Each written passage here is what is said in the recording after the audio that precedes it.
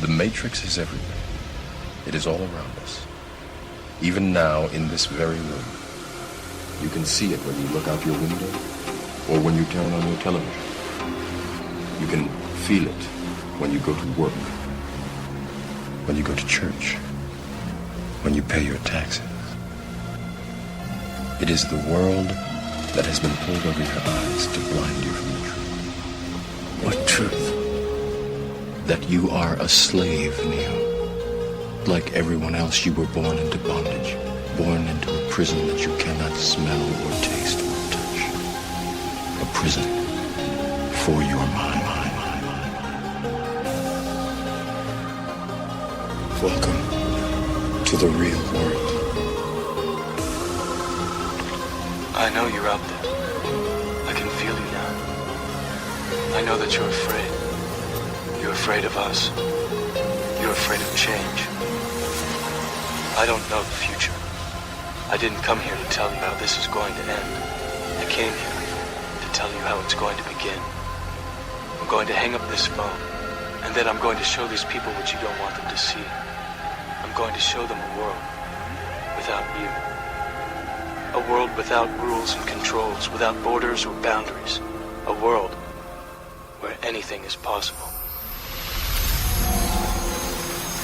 Where we go from there is a choice I leave to you. Soul has no limitation.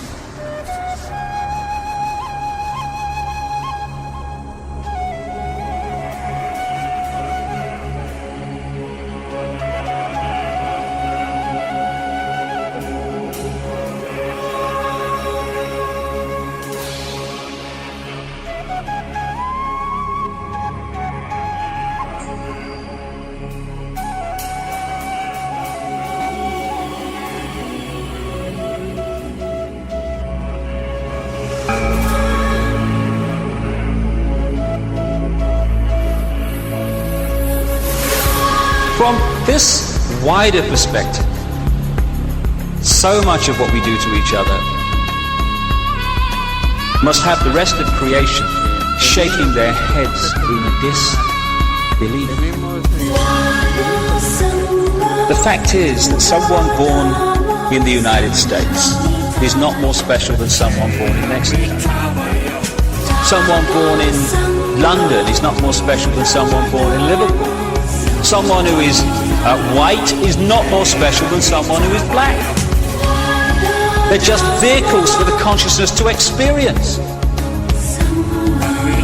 If you go down to the seashore and you pick up a droplet of water in your hand, how can anyone say that that droplet is any more or less special than all the other billions and trillions of droplets you see in the ocean before you?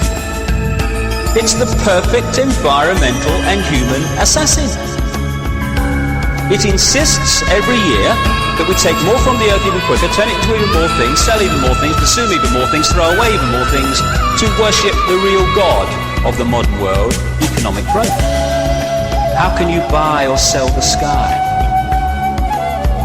We do not own the freshness of the air or the sparkle on the water. How then can you buy them from us? Every part of the earth is sacred to my people, holy in their memory and experience. We know the white man does not understand our ways. He's a stranger who comes in the night and takes from the land whatever he needs. The earth is not his friend, but his enemy.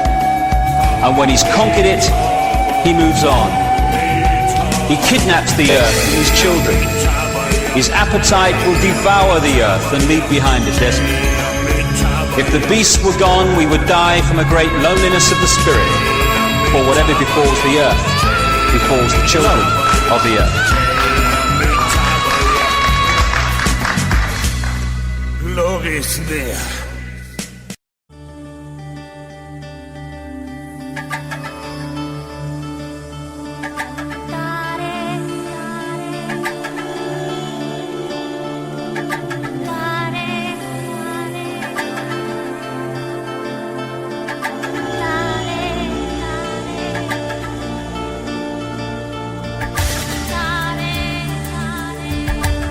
when I was in that ayahuasca state,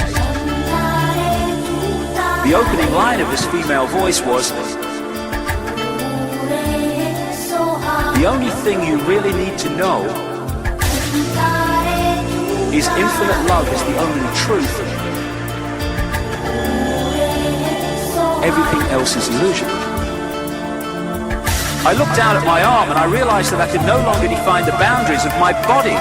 Because the left brain's shutting down, it's not decoding reality in the way it normally does, and so other levels of reality are able to be perceived because the decoding process is not affecting them.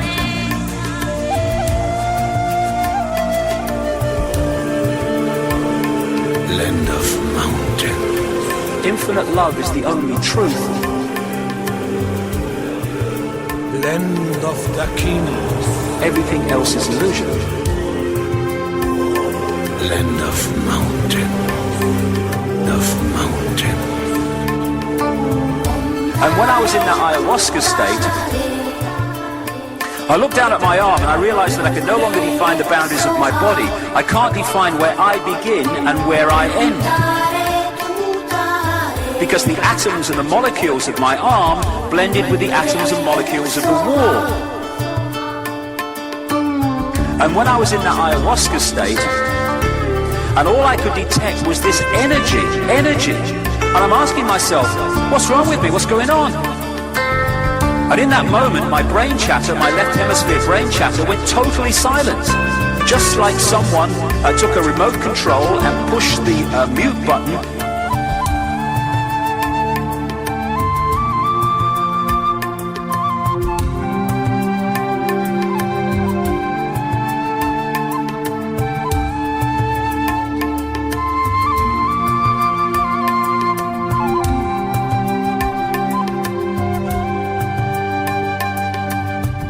When I was in that ayahuasca state,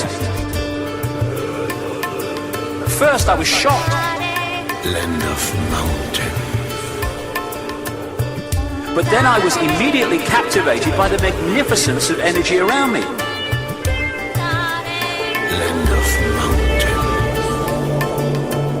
And because I could no longer identify the boundaries of my body, I felt enormous and expansive. I felt at one with all the energy that was, and it was beautiful there. Imagine what it would be like to be totally disconnected from your brain chatter that connects you with the external world. So here I am in this space, and any stress that related to me, to my job, it was gone.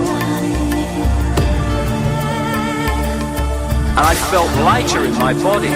And imagine all of the relationships in the external world and the many stresses related to any of those, they were gone.